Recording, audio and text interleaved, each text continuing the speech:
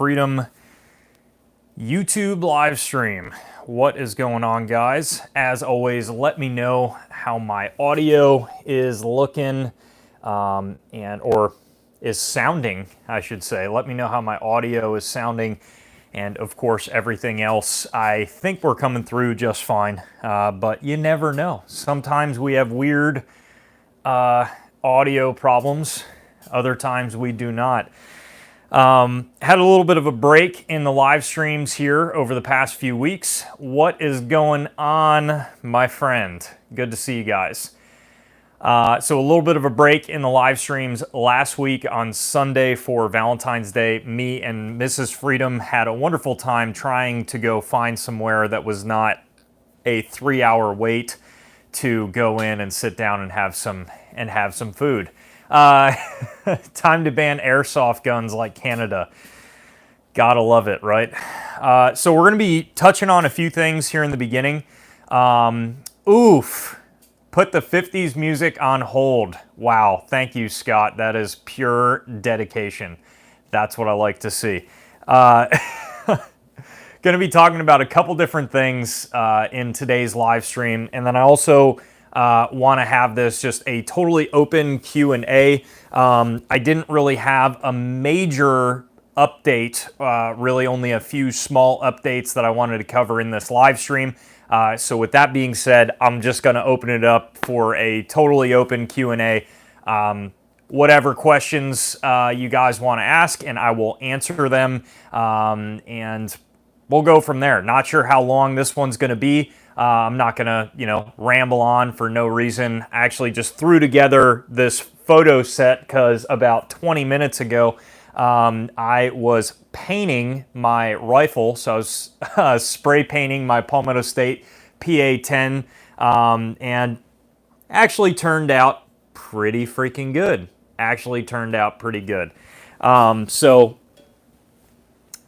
We will see how that dries later on. Guys, if you want to support the channel, you can check out the links down in the description. Those links are going to bring you to the Firearm Freedom merchandise store, so you can check out the Teespring account.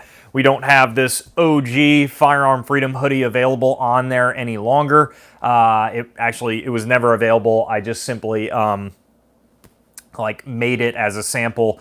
But you can check out some other awesome Firearm Freedom merchandise. Anything you purchase from there really does help support me. You can actually donate right here in these live streams. I don't really want to ask for that at all. Some of you guys are nice enough to do that.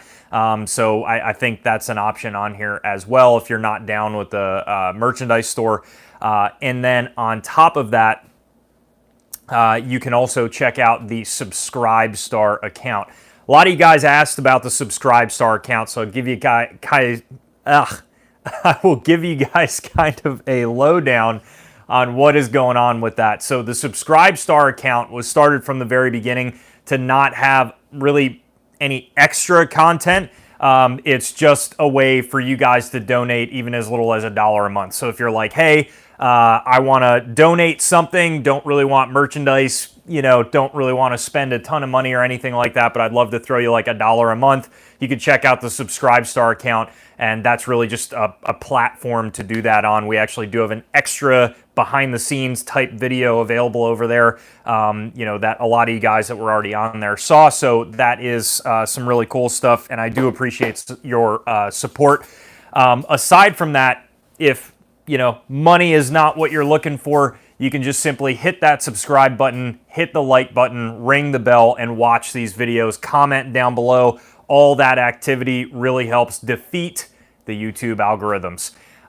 Guys, I'm going to get started now into just a few channel updates, and we're going to go from there. So this is going to be, as you can see from the title, an open Q&A. So please feel free to already start typing in your questions, and after I give you the small updates that I have for the channel, I'm going to answer those questions, and we will just see how long it goes.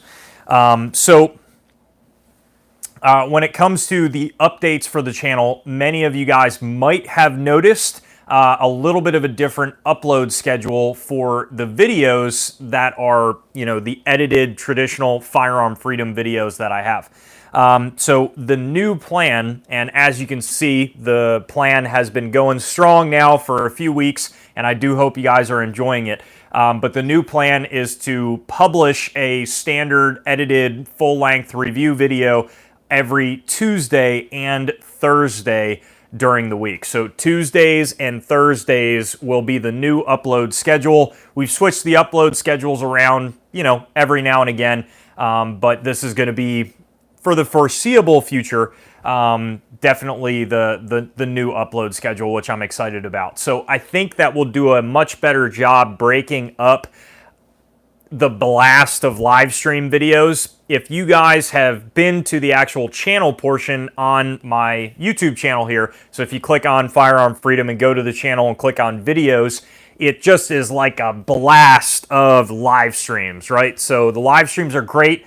I love doing the live streams, but Austin, thank you so much, man. I really appreciate that. So I really like doing the live streams. They are a blast for me, but the only downfall is that the thumbnails look the exact same for the live stream, because I thought that would be a good idea, but that's going to be changing pretty soon. I figured that would be a way to let you guys know, hey, these are the live streams and that's the live stream thumbnail, so that's what I'm going to look out for. But I think it just gets a little bit repetitive when you go to the channel and it's just live stream central. So my idea is to break up a lot of that live stream thumbnail action with 2 tabletop videos in between each live stream, and then also make a separate regular thumbnail for each live stream about what we're talking about, questions that we're answering, whatever, and it's just going to be a normal thumbnail, and I think that's going to go a lot more.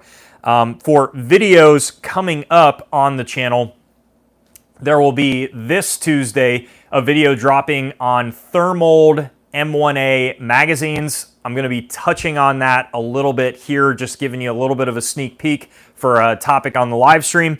But the full-length video of the thermold M1A 20-round magazines will be dropping on Tuesday this week. Austin, damn you, I do not have any 9mm, but thank you for the $3. I love you guys. So I am doing good, Jose. Good to see you in the live stream, man. So Tuesday, we're going to be dropping that thermold M1A 20-round mag video. Got 5 mags. I'll touch on how they did here in a second after these updates.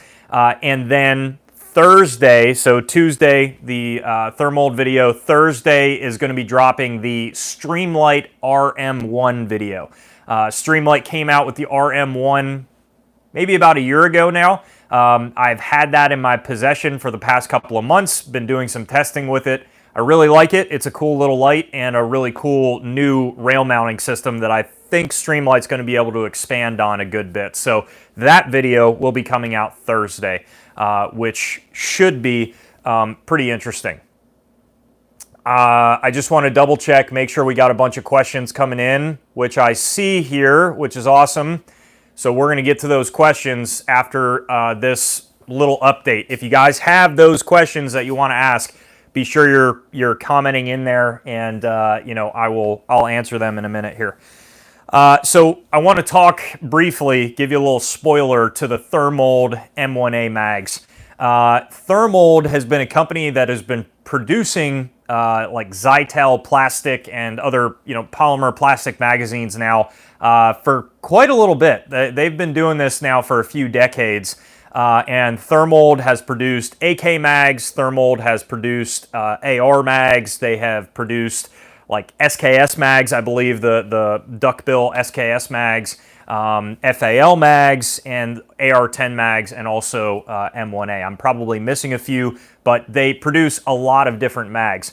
Damn, Austin, thank you so much, man. You are like donating central tonight. Jose, thank you as well, man. I really appreciate the donations, guys. That really is pretty incredible, and you guys have no idea how much that helps offset the ridiculous demonetization that YouTube does. Andrew, thank you for the donation, buddy. I really appreciate that. So Thermold seems like a pretty cool company. I really don't want to, how should I say this? I don't like bashing companies, okay? I'm never going to be overly positive for a company, and I'm never going to like totally bash a company. I try to just be as realistic and as unbiased and honest as possible with my videos. And guys, Thermold, these magazines, not great. Not doing well at all. I had a malfunction with each magazine every single time I loaded it and tried to fire it, and that was with 5 different magazines. So all 5 of those magazines all had issues, and not really a great start off. These are the first Thermold magazines that I've bought in. They remind me a lot of ProMag. I heard there's some differences between, maybe some Thermold mags that are actually made in Canada versus the ones that are made in the U.S. All these are made in the U.S. A lot of other people comment saying, hey, they are awesome. I really enjoy them. So I was hoping that would be the case with mine, but alas, it is not. So I'm going to use them as just range mags. And if you guys are interested in the full, what's the lowdown of those magazines, stay tuned because the video will be posted this Tuesday, probably around like 9 or 10 a.m. I'm not going to get too crazy with the upload time on the day, but just know that Tuesday and Thursday, there will be a video that gets uploaded on the channel. All right, guys, those were, man, all the donations. Look at you guys. Brian, thank you so much, man. I really, really appreciate that. You guys, seriously, you have no idea how awesome that is. I really appreciate it. All right, so let's start going on these questions here. Brian, did I record it? Looking forward to seeing it. I'm sure you're probably asking about the rattle can job that I did on my PA-10. I did not record the spray painting endeavor. But with that being said, I will probably be coming out with like an upgrades video or, I don't know, a new video talking about the PA-10 relatively soon. I'm going to be just switching some things around on that and bringing it to the range, whatever else. So there will be a video on the actual rifle itself in the painted configuration that it's in. I think it turned out pretty well. I would love to show you guys here on YouTube, but unfortunately YouTube will not let me display firearms and handle them in the live stream, so I can't do that. But I'm sure you guys are going to be seeing some videos pop up on the PA-10 or some photos pop up on the PA-10 over on the Instagram account. The reason why I spray painted that rifle is actually, surprisingly, this is the first real firearm that I've spray painted. I've dabbled in rattle cannon guns on little like pellet guns and airsoft guns back when I was younger to just see how it would turn out on the same materials on either, polymer or synthetic, wood, metal, seeing how the spray paint set if you really want to get that into it. So the PA-10 is actually the first firearm that I've ever rattle canned. And the reason why I rattle canned it is because it had a stainless barrel, and I don't know, it just looked so plain Jane as it sits. And I really hate, I'm not a fan of the stainless barrel, cannot stand stainless barrels. I just don't like them. I think they're super flashy. And if you're looking from like a tactical perspective, they got a lot of glare and a lot of, flash coming off them, whatever, especially on a really sunny day because it's a really shiny stainless steel barrel. So I just decided, you know what, I'm going to send it and rattle can the crap out of it because I just can't stand the stainless barrel. I also rattle can my Sierra BDX scope on the top of that, and that's like about an $800 scope, so solid, rattle can the hell out of it, and, hopefully it turns out well. Hopefully the scope's not broken. And we'll go from there. Stand by, guys. Catching up on questions. Already got a lot, so it's going to take me a second. You put a waterproof seal over the paint or just straight up rattle can? Doc, straight up rattle can, buddy. Straight up rattle can. Didn't use acetone. Didn't wipe it down so the oils weren't on it. Just rattle can the shit out of it. So If it stays, great. I really don't care either way. It's one of those rifles, like, I don't want to say I don't care about the rifle. It's just not a rifle that's like my favorite gun in the collection or anything like that. So if it doesn't come out well, I'll use some acetone or whatever else, and just rubbing alcohol, get as much paint off as I can, and repaint it so it doesn't get too many coats of paint on it. But I don't really care either way. It's looking just fine right now, and I'm sure it's going to wear. I'm not doing rattle cans so that you can like have pristine paint. I'm really just doing it to break up the way that the rifle looks with the stainless barrel, so there's not as much like eye-catching glare with that barrel.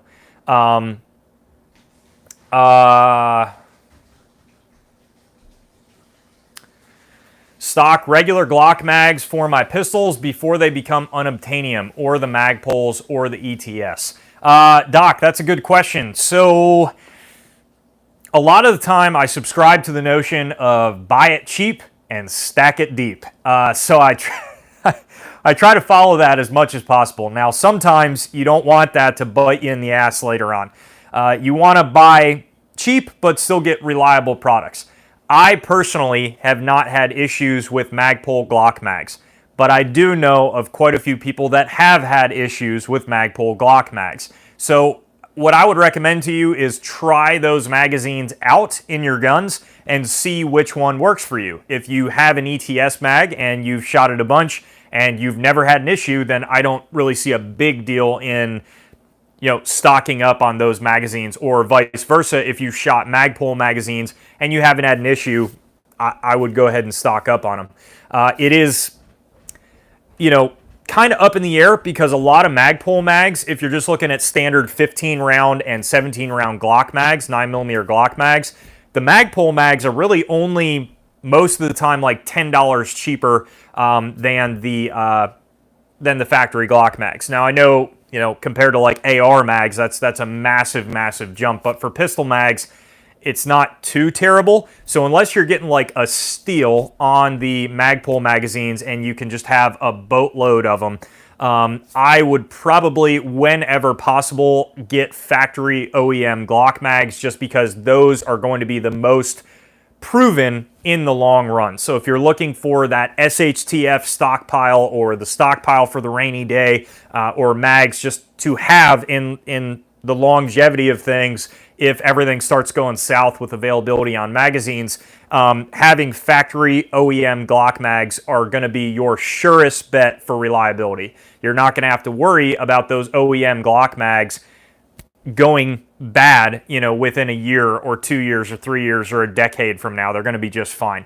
Whereas Magpul and ETS mags, they do not have a long track record, right? They've only been around for a couple of years.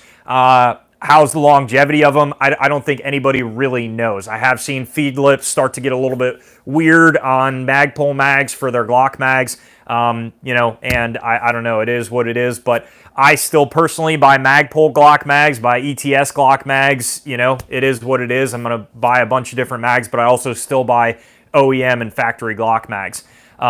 For me personally, I don't know if I feel the need to stack away like 30 pistol mags. I think if everything is really going bad, I don't know that the pistol would be the main used item in that situation, if you guys catch my drift. So, if everything is, the whole world is going to shit outside, do you need 30 pistol mags, or do you need 30 AR mags? I would much rather have the rifle mags rather than the pistol. So I think a good baseline for pistol mags is 10 mags, and I would call it quits at that. I don't know how much extra you need.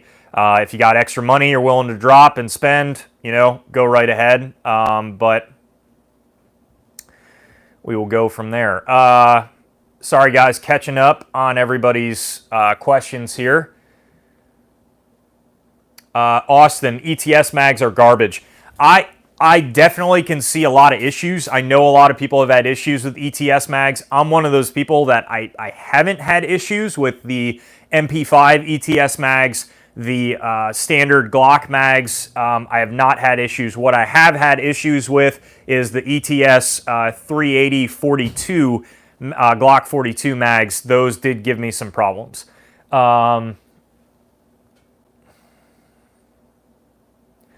Brian, you see the PA lawsuit stuff FPC is in. I thought there was a couple lawsuits going on involving concealed carry permits in certain counties in Pennsylvania because Pennsylvania wanted to shut out concealed carry permits because of COVID stuff and other ridiculousness. I don't know if there's any new lawsuits. I couldn't tell you. I haven't followed FPC that closely, but I'll definitely look into it. But yeah, they're concealed carry in Pennsylvania. First of all, you shouldn't need a concealed carry permit. It just should not exist. It's incredibly unconstitutional in the first place. But regardless, the concealed carry permit setup that we have right now in a lot of counties in Pennsylvania is trash. They are requiring you to make appointments. I'm trying to renew my concealed carry permit right now because, of course, mine expired during all of this. Luckily, they have extended it or whatever for the time being. But it has been a nightmare to try to schedule and go and just take a photo to renew my concealed carry permit in my county in Pennsylvania. It's very unfortunate. There's a lot of weird restrictions due to COVID. And yeah, so I don't know. And of course, because I said the name of the plagued illness right now, I'm sure this video will get absolutely deleted off of YouTube, but so be it. Hello and welcome. I'm out to eat. I'll watch it later. No problem, Sam. Thanks for catching it. All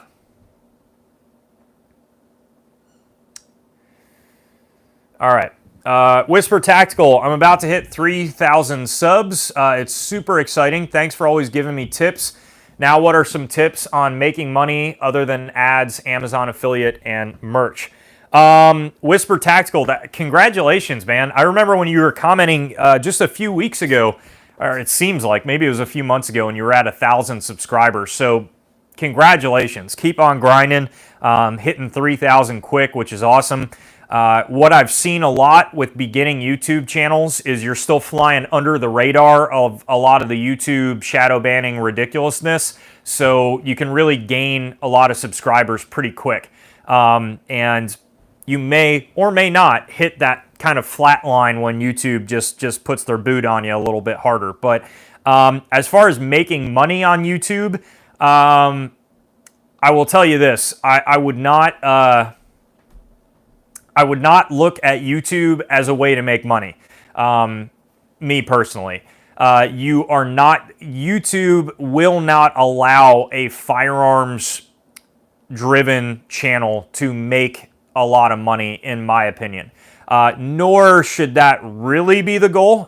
Provided if you make money, if you make extra funds, that is pretty cool. My ultimate goal with YouTube is to make enough funds to be able to do this full time. That would be like dream status, right? That would be like top, whatever. I'm not looking to be a celebrity, but if I could do this and just simply do it full time, solid. And that would be what I would encourage you to kind of strive for as well. As far as monetization, YouTube allows you to monetize, i.e. put ads on videos and get paid from those ads once you hit 1,000 subscribers on YouTube. So you should be eligible for monetization. Mind you, YouTube can very quickly take you from being eligible to monetization to being not eligible. Of course, you also have affiliate links, right? So for everybody watching that doesn't know the little YouTube inner circles of money making, affiliate links are essentially bit.ly links that are down in the description. Not every bit.ly link is tied to money, but most of them are. So if you go down to a description and you see a YouTuber saying, hey, click the link in my description for more information, or click the link in my description to go find said item that I'm talking about in the video. More than likely, if you click that link, you will get that person a little bit of commission on whatever you buy from there. I have some of those links on my videos. I'm not against using those links, but a pet peeve of mine is not telling people what those links are for. Nothing gets me more frustrated than watching a YouTube video and somebody telling you, click the link down in the description. This isn't a sponsored video. I'm just trying to be honest, and they'll say bullshit like that, and in reality, the link in the description is actually giving them kickbacks and commission. That happens a ton. You need to watch who you're watching and make sure that you're watching somebody that's honest. So, in my opinion,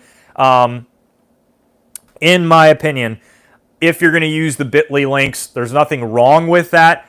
But what you should do is just make people very aware that if they want to support the channel, they can click the link. If you don't want to support the channel, then just simply Google the website and go there on your own accord. But clicking the link will help support the channel. So that would be another way to make money on YouTube. And then on top of that, you could get into the whole other world of sponsorships, right?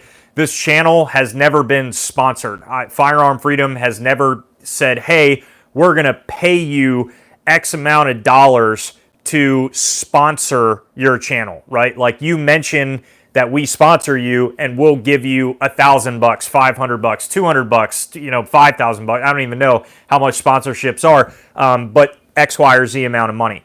That is a possibility for a lot of people out there. I am a little bit more uneasy about sponsorships. I'm not really a huge fan of that. I've received in some product for testing and evaluation.